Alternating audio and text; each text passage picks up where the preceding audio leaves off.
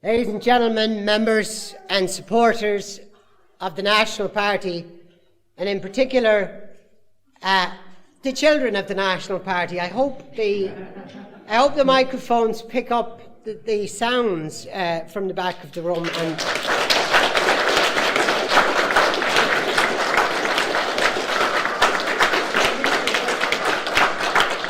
I don't think anybody here will take insult if I say that they are the most welcome people here today.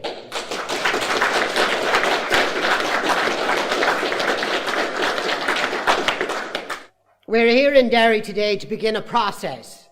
It's not our first time in the north, of course. We've been to Belfast a couple of times, and we've been to smaller meetings that haven't been publicly broadcast, shall we say, in north of the so-called border. But we're here in Derry to start a process of organisation, because it is one thing to declare the existence of a political party. It's one thing to declare the existence of an idea. There's another thing to give it life. And to give it life, it needs people. And to give it life, it needs organisation. And that means the growth of an organisational structure in the north. We are already building that organisational structure in the southern jurisdiction, but we believe, this party believes, and is committed entirely to the integral sovereignty and freedom of the whole island of Ireland. And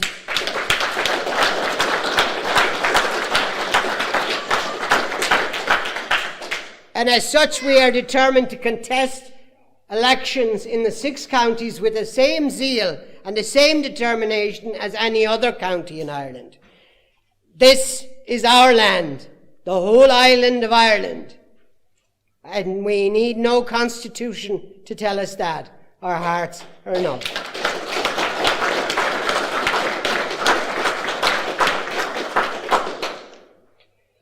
But it is an organisational question, because the history of Ireland is littered with parties and movements of the highest possible ideals who neglected the practicalities of implementing or ignored as too slow in their impatience the actual task of creating real change.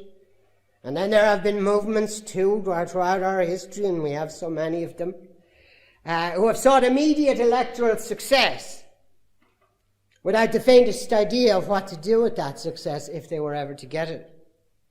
And sometimes they have got it, and other people have decided how their electoral success has been used, not the Irish people and not the people they have voted for them. As a political party committed to the legal and constitutional means of solving and resolving our nation's problems, we are committed then to gaining a majority somewhere and at some point, and to assuming control of the state's apparatus, both north and south, through democratic means. And that means I have to tell you something that may shock you, but it really oughtn't to. And perhaps Derry's the place to say it. Democracy's not a pretty sight. It's a damn sight better than roadsides littered with corpses, which may well be its most immediate alternative, but it is nothing to recommend it in terms of its aesthetic value. If you're still one of those people who gets misty-eyed at the thought of casting a ballot, especially a first one, taking part in the process, having your say, the will of the people, yada, yada, yada, then you've never actually done actual politics, I can assure you of that. There's no glory in it. It's tedious and it's slow and it's annoying. And at the end of it, and this is in a functioning democracy, at the end of it, one can only hope that you are the group or among the groups with the largest stack of paper, because they get to win. And they get to decide for the people with the smaller stack of papers pretty much everything. No one knows better than those who live in the six-county area just how ugly that can get, to have the smaller stack of papers. We got a taste of that last year too in the south, when gathered in Dublin Castle screaming the non-humanity of the unborn child were the overwhelming majority. It would have been easier to prove their inhumanity than it was, obviously, to prove the humanity of the unborn child. Yes, the process of collecting these stacks of paper is an inglorious one. And yet it must be done, because it is the only means where we get from where we are to where we want to be. To get an idea from your head as a dream, as a fantasy, as an ideal, or simply as a shimmer of nothingness, into the bulk of actual real things that are real in the world. This is the means we have chosen, and it is long and it's slow and it's hard. And if you're a party of truth like the National Party, it involves wading through the invective of lies, the manipulations of a hostile media, and sometimes the complete ignoring of you by the hostile media. And for now, at least, in great part, a hostile population as well. And yet at some point, and by somebody, it must be done. Because the price of not doing it is Ireland.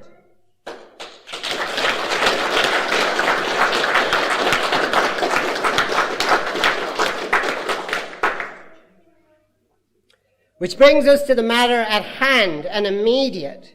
The local and European elections on May the 23rd in the south, and the locals on May the 2nd here in the north.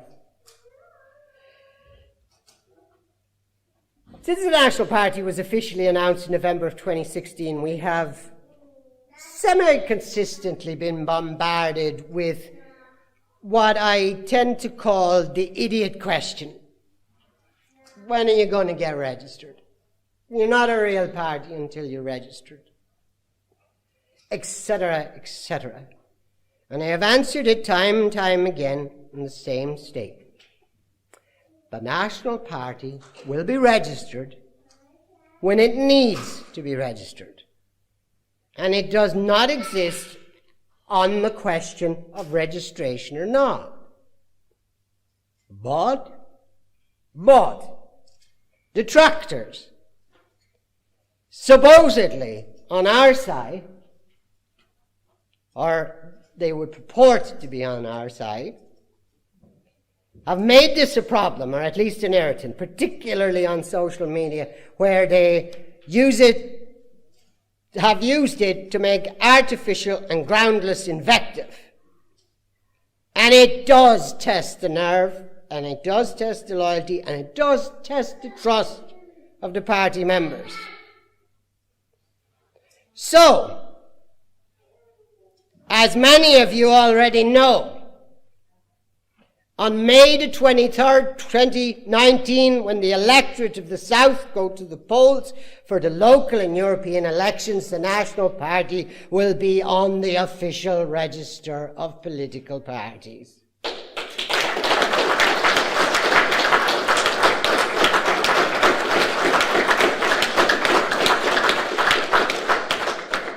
I'm going to talk about the electoral future of the party, and it's probably the last time I'm going to be able to be as candid as I can be today, because I think the vast majority of left-wing viewers of this speech, when it is finally broadcast, still think every word from my mouth is a lie. So we'll work with that for the moment. We have no candidates in the local and European elections, and that is the attack point that people make on us now. Well, we had to make a decision. In the aftermath of the abortion referendum, we had to take full account of where the electorate were psychologically. And in a way, I don't think any of the other anti-abortion groups has had the courage to do yet. To face the reality. Yes, there was media manipulation. Yes, there was the entire political cartel on the one side. Yes, there was an amount of money spent, unbelievable quantities. And yes, the population was softened up for that result. But the fact of the matter is that 2/3 of the people who went to the polls in the 26 counties marked the ballot paper for a yes for abortion. And George Soros did not move their hand. He did not move their hand.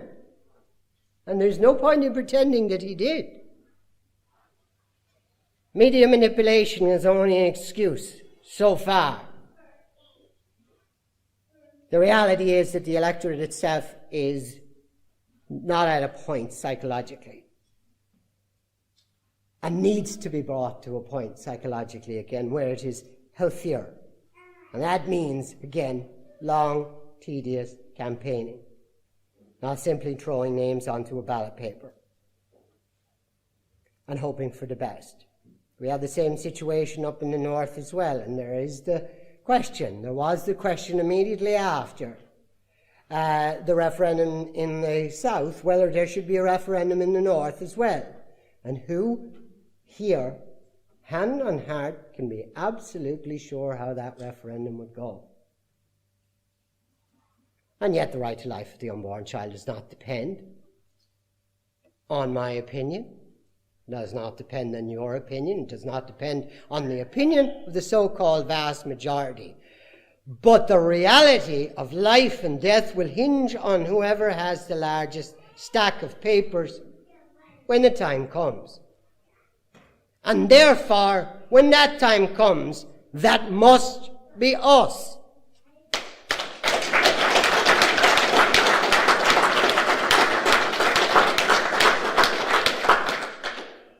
We cannot take that misty-eyed solace in there that we took part in the process, that we were on the right side. Well, maybe some people can, but I can't. The previous speaker talked about the things that keep her awake at night. There's the things that keep me awake at night. It's not good enough for me to put up the good fight. Sorry. Democracy, that unpretty thing. Democracy is about winning. And it's not about anything else. And there's no glory in losing at democracy. In recent years, we have seen people who have tried to play democracy, sometimes with some outside help, and we've seen where it's getting them. Libya, Iraq, Afghanistan don't play democracy. You fight in a democracy. You fight to win. It's the only thing that matters.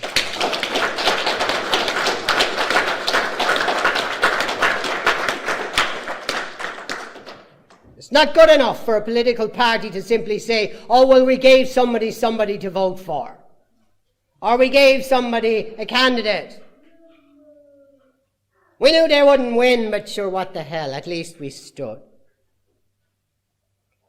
So we in the National Party also had to take full account of the organisational abilities in the aftermath of the abortion referendum of ourselves. And we had to do that in terms of our capacity to get people working on the ground, to fundraise, to get such media access as we could get, and to get ways around the lack of media access. And we had to look at ourselves with a very sober eye, because there are people who like to talk about the paper membership of their parties rather than the activists. And we learned not a harsh lesson, just a sobering lesson, is that a paper membership and a practical, on-the-ground organisational capability is not the same thing. We had, to a certain extent, no more than I suppose in any other party, we might be forgiven for going high on the idea of an ever-increasing paper membership and an ever-increasing meeting attendance. But the reality was, when it came to trying to get out the vote, we lost the referendum. And when we looked at it in the context of running in the local and European elections, this May the 23rd registered, since that was the key, as opposed to unregistered, which was apparently a disaster. We looked at real things. Can we win? And we looked at this question in the run-up to last Christmas and into the new year, and in consultation with others, a decision had to be made. If we were to be serious about a candidacy for the European Parliament, we needed to put up candidates out there by February at the latest. And then we needed money, and we needed lots of it. And we didn't have it. We could alternatively throw a list of names at the electorate in local elections that have never been heard of before and take our chances. Certainly it would have been cheaper to do that. But there's a problem. There's a problem with that too. Is there is likely to be a general election in the south next year. That's our guess. The current Dáil cannot last for much longer. And we will have sent out in the local elections people who will knock on doors and say to people, I want to serve you on your local council for the next 5 years. And then we will send them out again in a year's time. And those same people will say, I want to serve in Dáil Éireann for the next 5 years. Does that make what they said last year a lie? Because it sounds like it to me. That's what the old parties do. That's what the old parties do. Get the guy onto the council. That's a good jumping start to getting him elected to Dáil Éireann. The only problem with it is when the local elections and the general election are a mere year apart, it means that your county council, a candidate, has to pretend that he cares about the council, when in fact he is aiming at something else. And basically he has to lie and lie and lie again. It's not even just the lies that he has to tell in terms of the party's programme or the promises the parties make. The very fact of his candidacy is a lie. Truth is central to everything that we do. And while we make mistakes, we don't abandon the truth. And we certainly don't abandon it for a lie.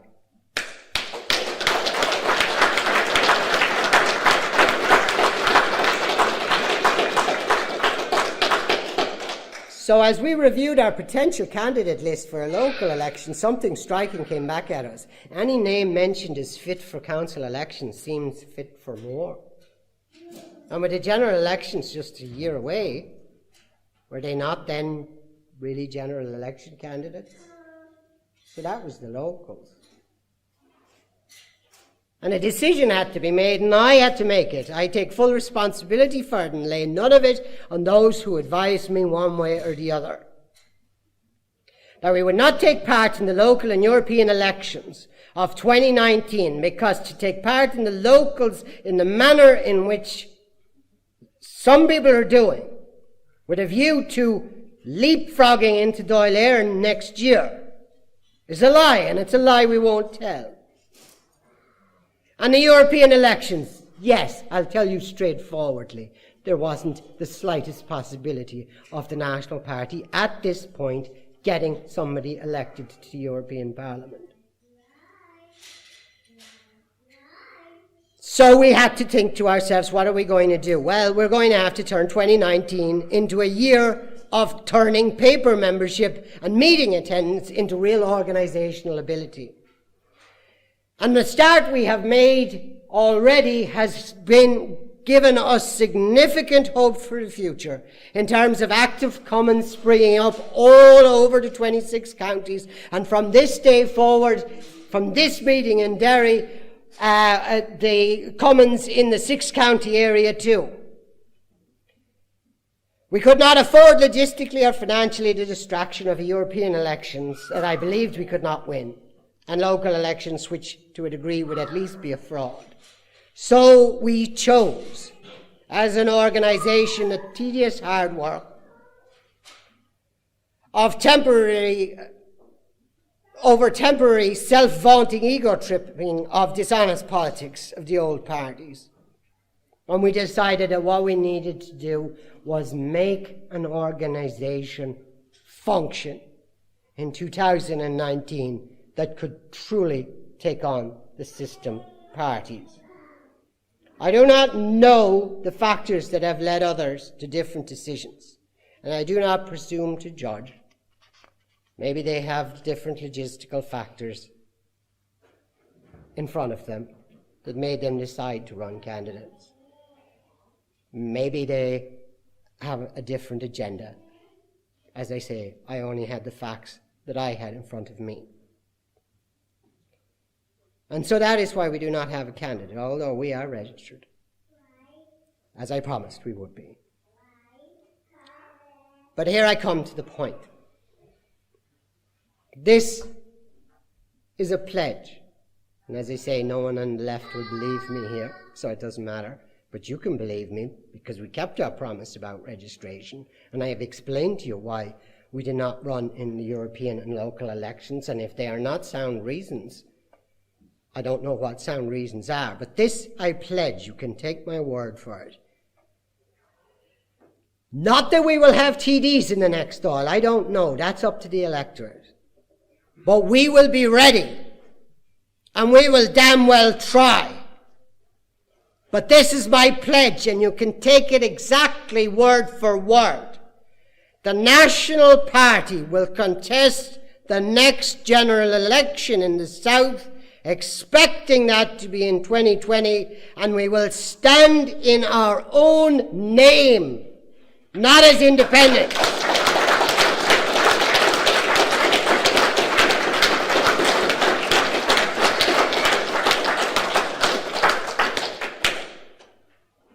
And we will stand. Others may run candidates. We don't do running. We will stand.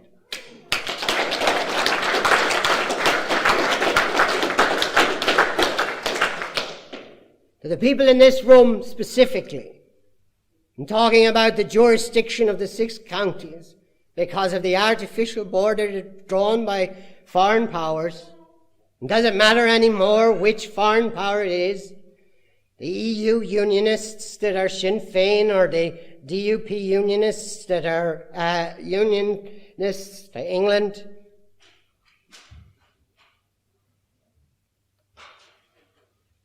It is your job, because we will be making the same review. It is your job, not just here in Derry, but throughout the 6-county area, to assure that when we sit down to look at the logistical requirements of assembly elections, too, when they come, that we will be in a position to put candidates up to stand in the 6-county area as well.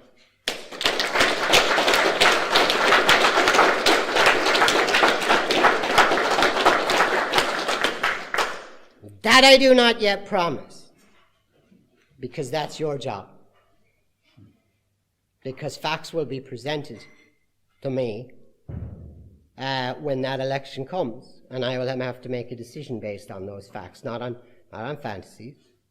And we will see on May the 24th how realistic it was of the that other people ran candidates for the sake of running them. The information I will have before me for the assembly elections in Northern Ireland will decide whether we have candidates or not. My confidence in the people in this room is unbounded, that you will not let Ireland down, that we will have the structure and organisation in the 6 counties, and that we will be able to do so. I don't make that promise. I don't make that promise. I ask you to give me the means by which I will be able to make that promise. And I have an unbounded confidence that you will not let Ireland down. Are yes or aye?